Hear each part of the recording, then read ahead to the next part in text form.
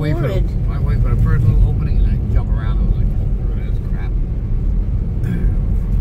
Anyway guys, so punta kami ng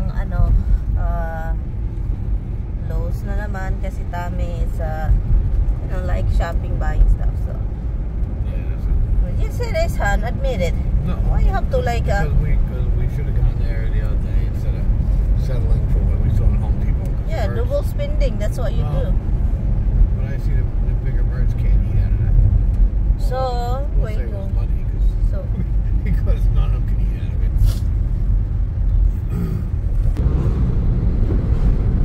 na the bukid pala oy, the mountainside of the of New York. So my driver is here. Bukid, mga prutas patay, babalik yan sila pa. Nothing was plowed, nothing. You couldn't see the road, you couldn't see for the grass, from the street, from the lines, nothing. Last night? Yeah, the snow was coming down hard enough, you just couldn't see where you're going. You turn on your bright lights and you couldn't see anything at all.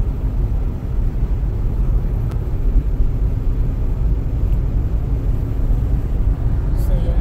Pagkatapos nito, magpunta na naman kami sa regular grocery store. Para hindi na ako nag-lipstick guys kasi I noticed na yung lips ko is nag-crack guys. Yeah, my lips is cracked and I've been applying petroleum jelly and yun, kasi it's very dry even right now. If I talk, pag ma-stretch siya, no, mag-ano siya, parang ready to crack na yung lips ko. At saka sobrang nipis niya ngayon kasi ano siya, nilagyan ko palagi ng petroleum, so hindi makapal like yung face. No snow. This is last night's snow guys. Yeah, not very much snow. The way it was coming down and driving, and it was coming down late, so there's no plowed out, nothing was plowed.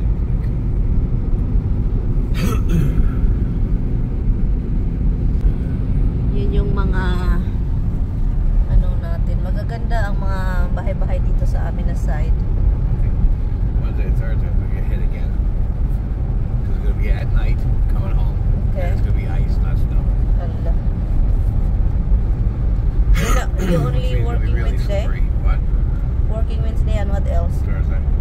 Wednesday, Thursday, that means so you're not coming home because the time. Okay, let me see. Oh, nice. And I got tomato, a few of them. Huh? Tommy.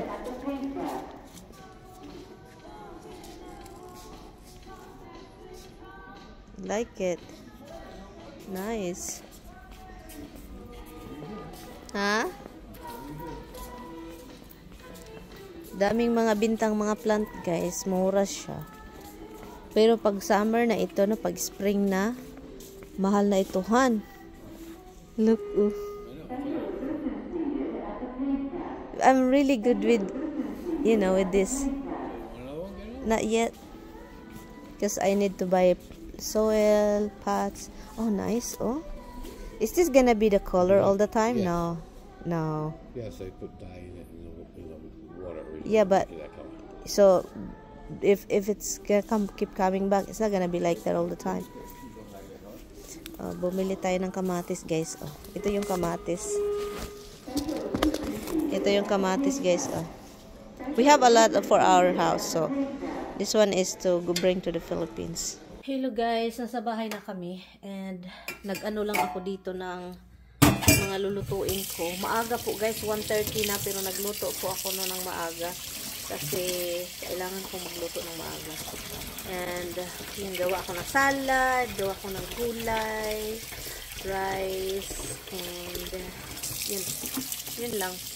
Madali lang naman ito lutuin. At mag-cut lang ako ng mga ingredients ng ating lulutuin. Teka, may konti lang naman yung mga binili ni Mr. Konti lang siya. At umabot ng 200 something. Pero ang pinakamarami is ito. Mga prutas, ito, pineapple. Kasi si Tami magkaiba yung gusto namin na naman. So, akin ito, sa kanya ito. Maganda sa kanya, no? Pero sa akin, ready na yan.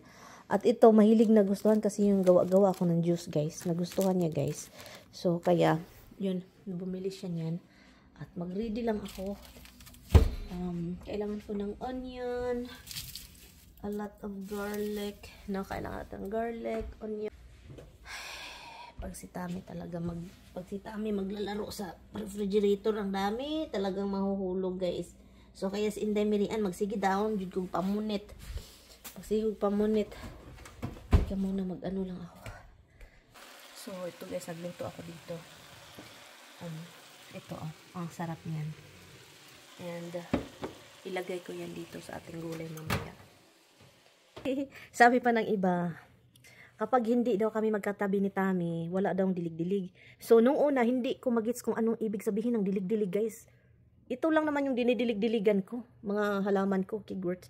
So nagtataka ako, so meron akong nakita sa mga Facebook na uso pala yung mga dilig-dilig. Yung parang ginijirjir ka ng asawa mo ba, parang diniligan ka, tinapunan ka lang ng mga duga-duga. Ganyan pala.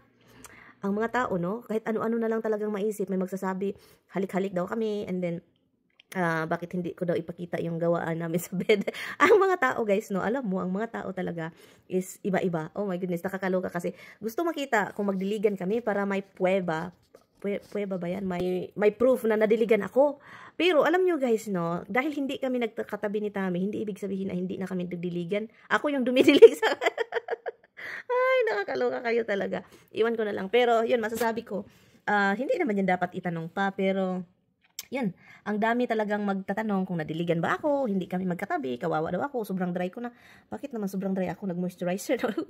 Grabe yung moisturizer sa kamay ko, guys. Oy, nag-work talaga. Oy, Cetaphil yung magamit ko. Ang ganda ng Cetaphil, guys, gamitin, guys. Yung dry to very dry skin gamitin, moisturizing. Grabe, ang ganda talaga, promise. But anyway, so yun.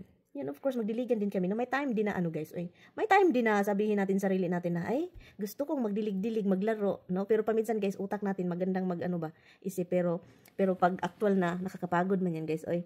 Alam nyo, kapag matagal na kayong magkasama talaga, wala naman yung diligan, oy. Hindi na yan priority. Hindi ko naman ibig sabihin na wala, pero hindi yan priority sa mga matagal nang magsasama. Pero guys, sabihin ko po sa inyo, guys, nung mga 1 to 10 years kaming nagsama kami ni Tami, ay boys, ang diligan is grabe. Ay masasabi ko sa inyo, pag ngayon, kung sabihin ko yung diligan, guys, ang una kong naisip is kapagod pagkatapos at ayaw kong mag-ayaw ko. So, si Tami din, hindi man si Tami yung parang ibang lalaki na manyakis, no? Ano lang talaga yan siya. Very, ano yan siya, parang lalaking-lalaki, hindi mag-una-una, dili siya mag-una-una, dili siya magsigpanguhit. Maghintay talaga yan siya sa akin, guys. So, nung kaming nagsama, guys, yung Tami ko bunog na. Bunog na, guys, ay kay pirmi man jud ko. Pero karon wala na. Yan. Si Tami very gentleman, very talaga. So, yun hindi ko maisip na ang lalaki na pagka una-una ho na manyak na gustong magdiligan palagi. Parang hindi ko yan kaya, guys. Sa ngayon hindi ko yan kaya. Parang kakapagod. Isipin ko lang nakakapagod. Maganda lang talaga sa una talaga, no, kanang mag-asawa, no. Kaya yung iba, yung maiba, yung mga madaling matintas yun sa iba. Kaya ang bilis kasi naghanap ng ibang flavor. Totoo pala talaga yan. Kasi yun sa Pilipinas o dito sa US o sa Pilipinas, kahit saang bansa, may mga tao talaga na may mga asawang matagal na.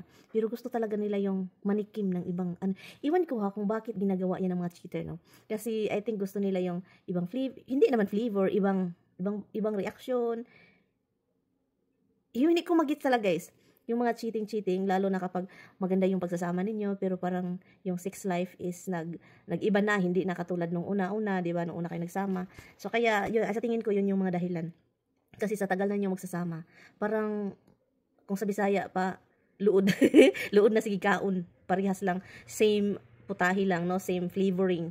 So, I think yun yung kaya, makadalasan, yung matagal na is mag-cheat yung iba, babae or lalaki, kasi gusto ng ibang flavor. Parang yun. Kasi sa akin, na ano ko ngayon talaga kapag matagal na, totoo pala talaga na hindi mo na siya palaging iniisip. Kung manyakis ka na tao, yun yung tentasyon madali sa'yo. Kaya yun, maraming nasisirang pamilya. So, buti na lang ako, thankful talaga ako sa asawa ko, guys, na hindi siya yung tipong lalaking mahilig tikim-tikim. Kahit noon pa yan, bata pa yan, hindi siya ganun daw. As in, maraming nakapagsabi yung mga old friends niya, yung friends niya until now, na kakontak niya, yung na-meet ko, hindi talaga si Tami ganyan na lalaki. Pag si Tami is may pagkaibang afam na manyakis, wala nalagpot na, nandun na sa ibang babae. So, buti na lang talaga hindi si Mr. Ganon. Kasi, maisip ko parang, ma-feel mo kasi yan, guys, ma-feel mo na ang lalaki ganon or hindi ganon. Lalo na may mga may mga taong makilala mo na sa past niya or mga friend niya noon na magsasabi na hindi siya ganoon or magsasabi na player ka noon ganyan. So madala-dala talaga yan guys, yung pagka player madala yan hanggang sa pag kasi masasabi ko sa inyo ganyan, napakaswerte ko talaga na hindi ganyan yung asawa ko na magka patalon-talon ba kasi kahit daw noon hindi siya ganyan stick to one talaga yan siya, stick to one. So napakaswerte ko kasi ang daming tentasyon kahit saan, ang dami talaga, no? Ang dami sa trabaho na area, sa grocery store, kahit saan, maraming tentasyon. Alam ko yan guys, ang dami talaga.